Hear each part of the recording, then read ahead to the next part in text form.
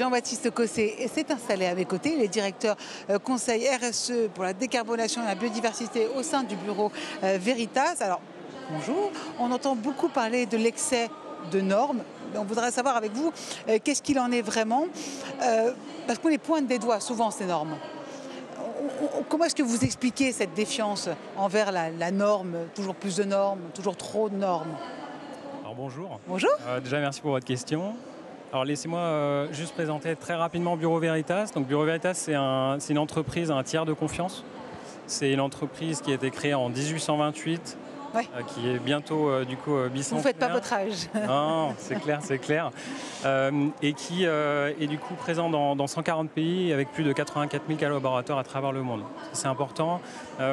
Et c'est une multitude d'experts techniques qui accompagnent les clients sur leurs enjeux liés à la sécurité, à la durabilité, à la sécurité encore une fois, et toutes les techniques liées à l'environnement. Mais donc vous êtes présent depuis 200 ans dans 140 pays. Vos clients, ils vous disent pas qu'ils ont trop de normes, qu'ils n'en peuvent plus? Alors, effectivement, pour répondre bien à la question, il y a une défiance envers les normes qui sont jugées par l'ensemble des parties prenantes comme un frein à l'investissement, au progrès. Comment vous y répondez? Justement, elles sont trop nombreuses. Elles sont jugées comme étant trop nombreuses. Et c'est là que Bureau Veritas transforme justement cette contrainte normative en un levier de progrès, de confiance. Et nous, on est plutôt favorable justement à une amélioration de ces normes plutôt qu'à une réduction aujourd'hui de ces normes. Une amélioration, qu'est-ce que vous voulez dire? Vous voulez dire les renforcer presque? Oui, tout à fait. En tout cas, ce qui est sûr, c'est qu'aujourd'hui,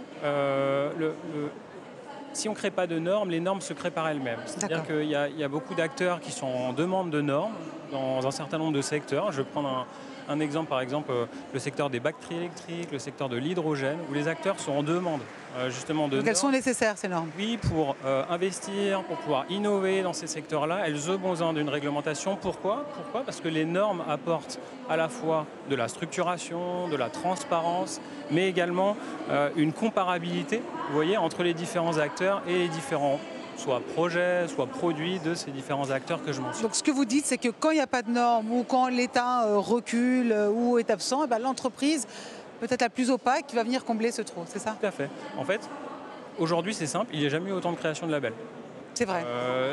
Si la place est laissée vide, entre guillemets, comme vous le dites, par les parties prenantes, les pouvoirs publics, les acteurs vont créer des labels. Nous, par exemple, chez Bureau Veritas, certification par exemple, mais c'est vrai aussi pour toute la mise en conformité réglementaire, on crée des labels, par exemple l'Origine France Garantie, qui est un label national. Voilà, donc les acteurs créent des labels et ont horreur du vide. Donc ce que vous dites, si je comprends bien, c'est que la certification, c'est un atout pour un entrepreneur et qu'il faut aller dans ce sens-là.